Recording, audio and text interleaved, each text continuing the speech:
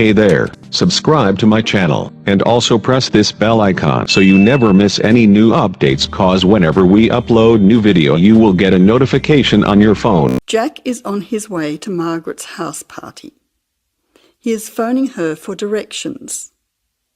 First, you'll have some time to look at questions 1 to 5.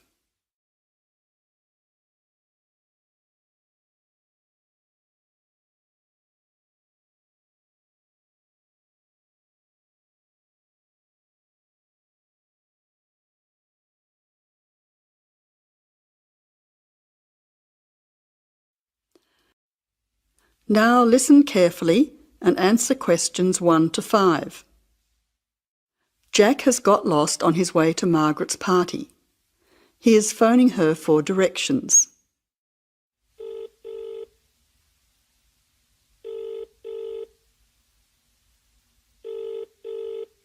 Hello, is that Margaret? Yes, who's speaking?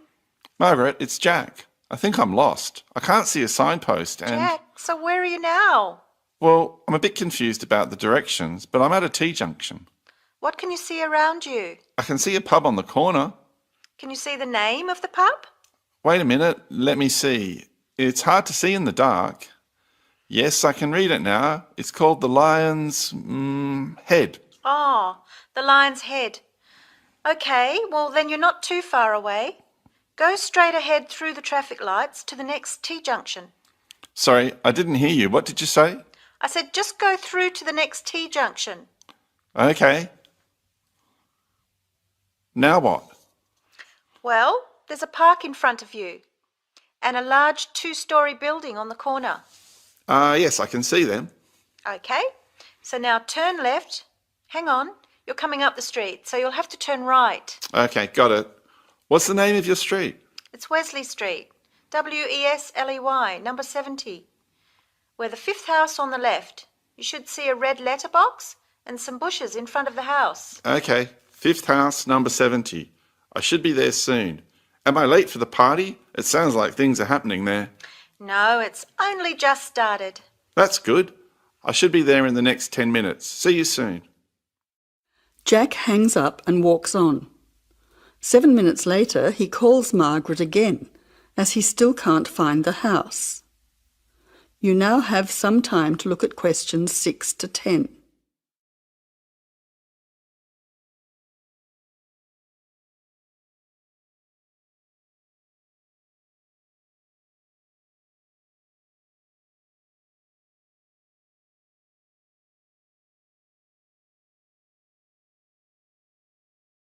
As you listen, answer questions 6 to 10.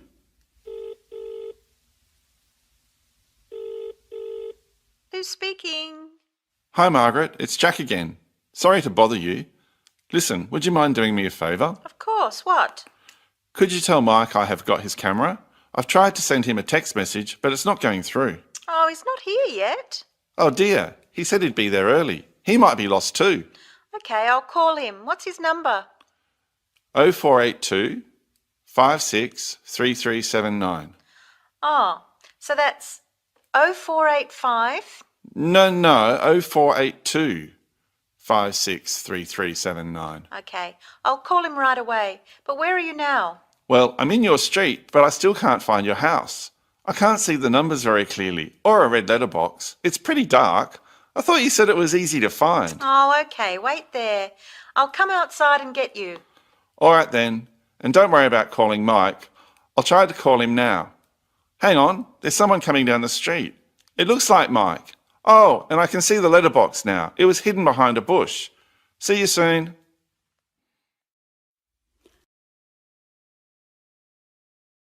That is the end of part 1. You now have half a minute to check your answers.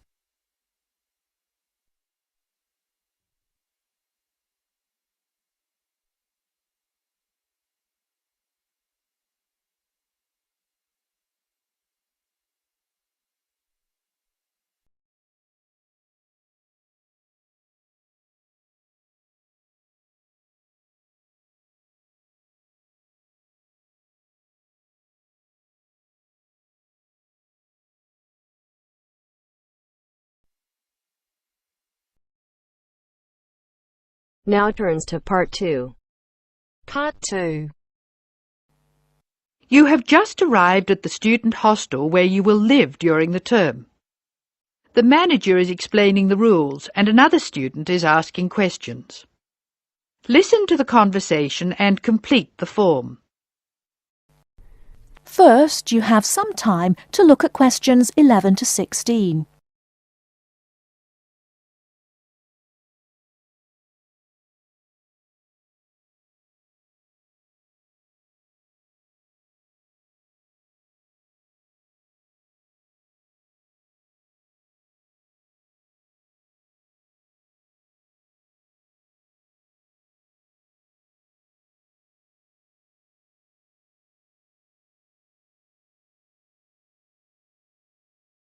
Now, listen carefully and answer questions 11 to 16.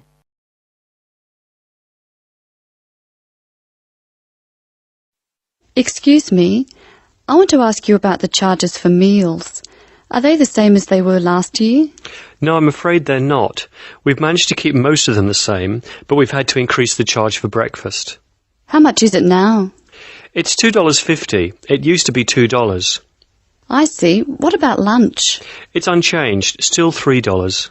Does dinner still cost $3? Yes, it does. We've managed to keep the prices down this year, but the best deal is the 3-meal plan for $48 per week.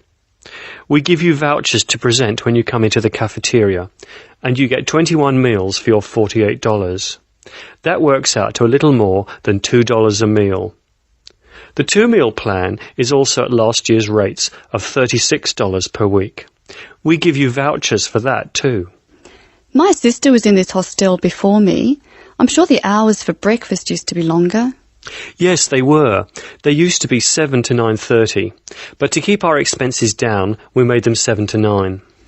Lunch is the way it was, though. Hold on, dinner 6 to 7:30. Isn't that a change? Yes, it is, and in fact the form is wrong. It used to be 5:30 to 7:30, but now it's 6 to 8 p.m. 6 to 8 p.m. That's good. So, which plan would you like?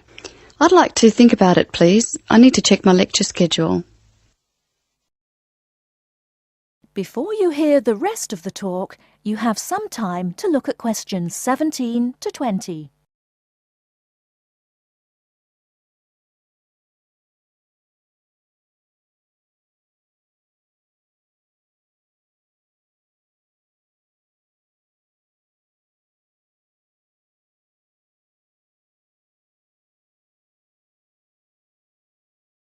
Now listen and answer questions 17 to 20. Can you tell me how to get to my room, please? Of course. You're in the new wing, which is very freshly painted and pleasant. But I'm afraid you're going to have to go to a couple of other offices before you can have the key. You're in the admissions office now. Leave this office and turn right and go to the end of the hall. The last office is the fees office, where you can pay the balance of your room deposit. They'll give you a receipt. Okay. After you've been to the fees office, come back past admissions. You'll see a very large room at the northwestern corner of the building. You can't miss it. That's the student lounge, and if you go in there, you can meet some of the other students and see who'll have a room near you. That's good. Can I get a cup of coffee there? Yes, there's a vending machine in the corner. Then go to the key room, which is opposite the lift and next to the library. Show them your receipt, and you can pick up your key there. My luggage was sent on ahead.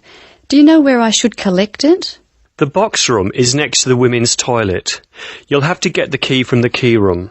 Thank you.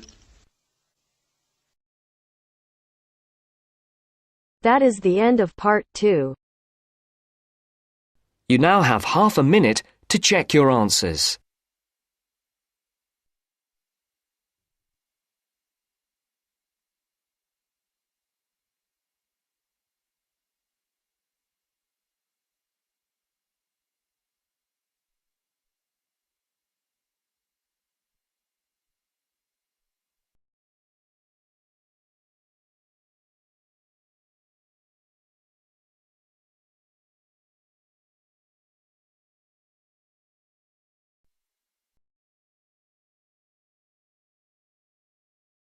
hear a conversation between a research student, Jeremy, and his supervisor. They are talking about the process of having a research project published in a journal. First, you have some time to look at questions 21 to 25.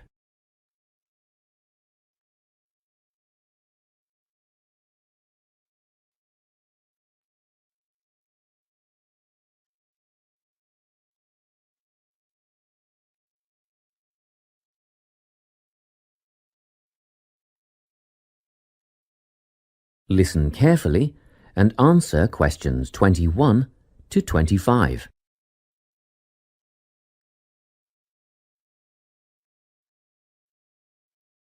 So, you're nearly ready to submit your article to an academic journal, are you?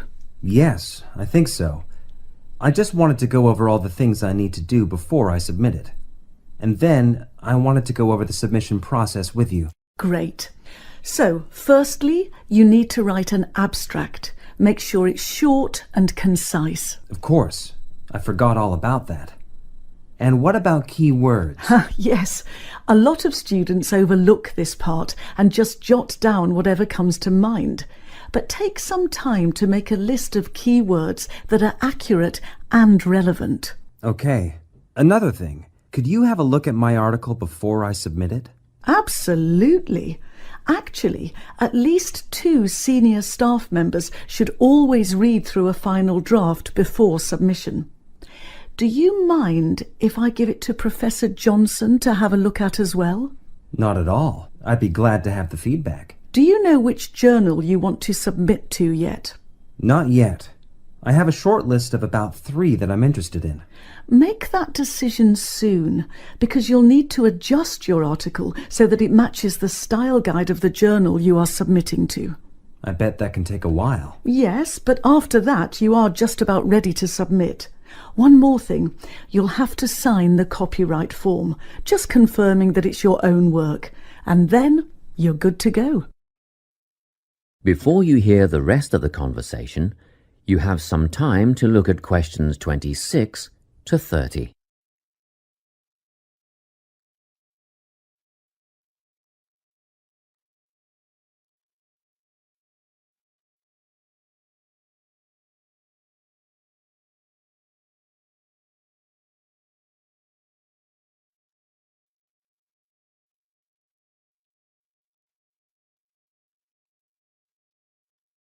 Now listen and answer questions 26 to 30.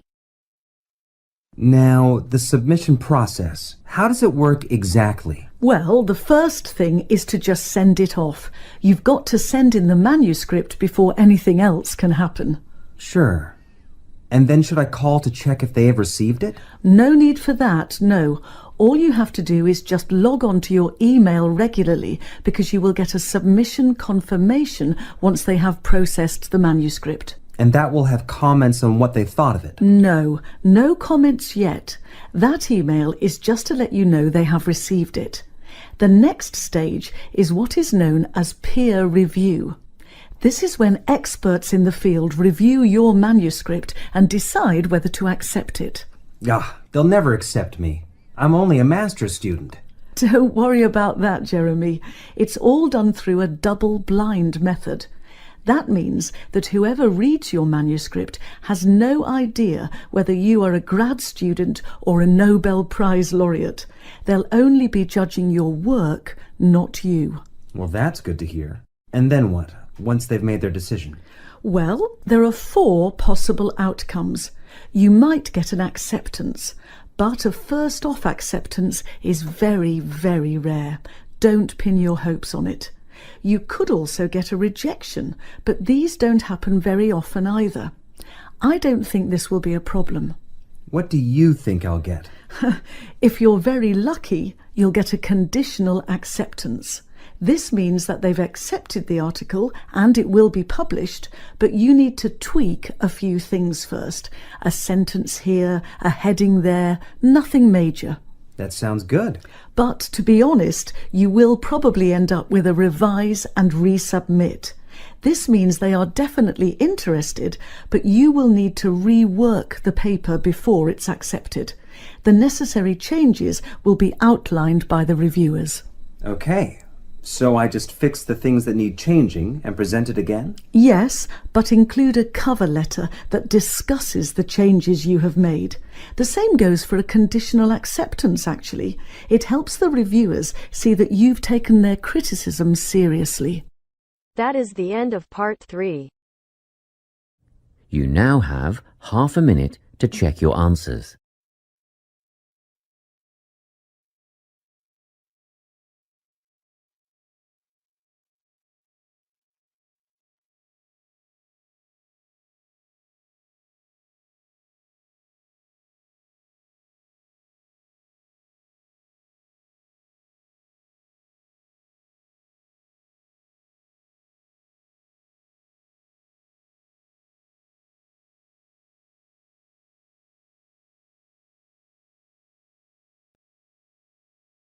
Now turns to part 4. Part 4. You will hear the speech made by Mr. Samaranch on the opening ceremony of the Olympic Games. Listen and complete questions 31 to 40.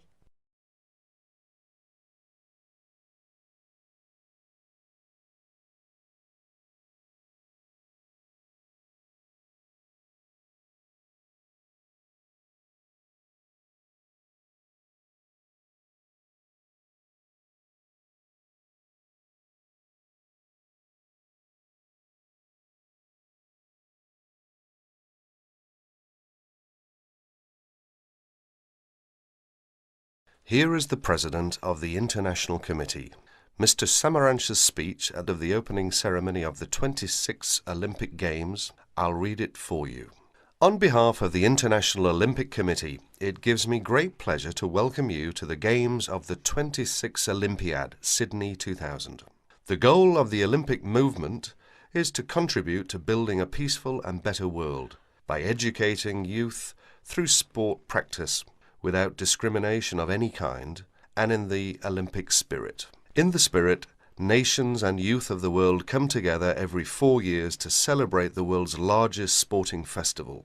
SOCOG has organized these sporting competitions in consultation with the international federations responsible for each sport. This is through nomination of technical officials, specification of technical requirements, and the cooperation with IOC and SOCOG on venue and other preparations. We thank each international federation for their vital efforts in the preparation of these Millennium Games.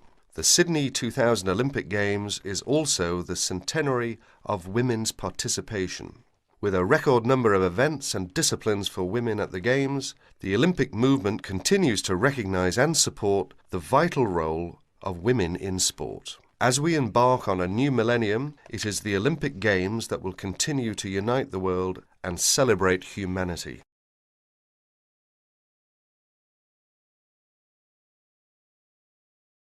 That is the end of part 4.